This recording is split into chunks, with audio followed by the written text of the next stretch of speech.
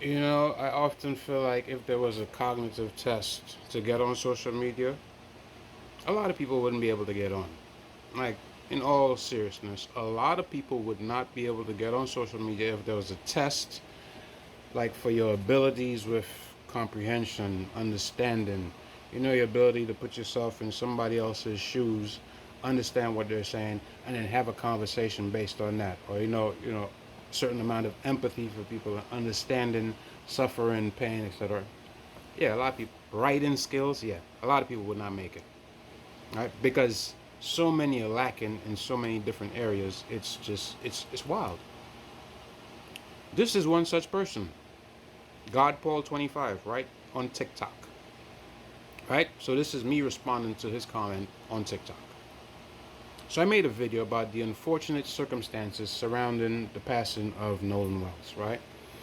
And this is the comment that he left.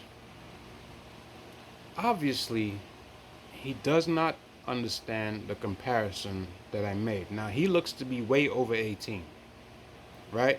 Probably 30s, at least, right? Yet still, to the point, he did not comprehend what I said.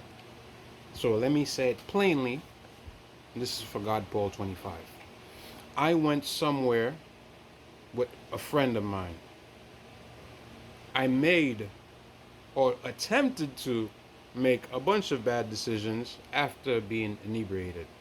This friend made sure that I did not follow through with these decisions, right? Because there's stuff that I left out of that, right? Some very juicy stuff that I left out. But yeah, trying to go to some girl's house, that's one of them, right? I was bent on doing it. And he was like, nope, I'm not answering no questions from your parents about how you ended up sleeping at this girl's house. Nah, you're not doing all that. And if you're somewhere with your friends, this is what you expect, right? Yes, they're 18, but are they as smart? Are they as intelligent as they're going to be? No, they have very little life experience, right? This is the point that I'm making. At that age, you're there with your peers, and they see you about to do something dumb, they're supposed to pull you up and be like, nah. And this is the age of cell phones. You'd be like, yo, nah, I'm calling your mom, I'm calling your dad, but we're not leaving you here, okay? Because if anything happened, people are going to be asking us questions. One of them could have picked up the phone and be like, yo, no one said he's staying here. We telling him he gotta leave. He ain't leaving.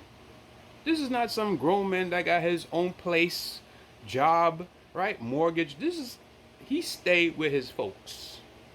All right, so they responsible for him, but 18 or not, right? They responsible for him. That's the comparison that I was trying to make. Now I don't know if it's because of your complexion, you have a total lack of empathy for what happened, but that does not also explain your lack of understanding, your lack of comprehension, right?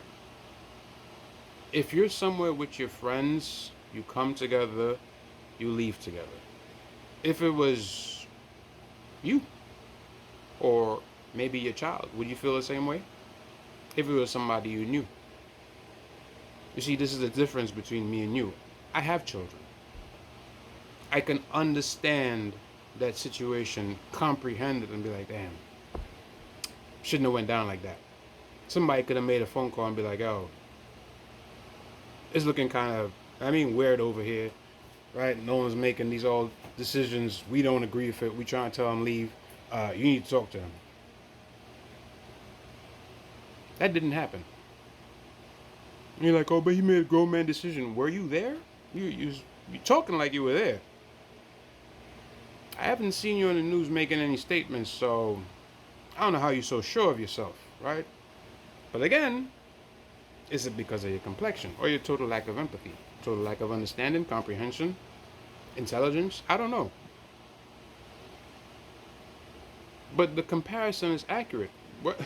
Whether or not I was inebriated or not, I was with a friend that made sure I got home. And what are friends for if not to look out for you? What are they there for? For that, he could have stayed home. I mean, like, fuck these guys.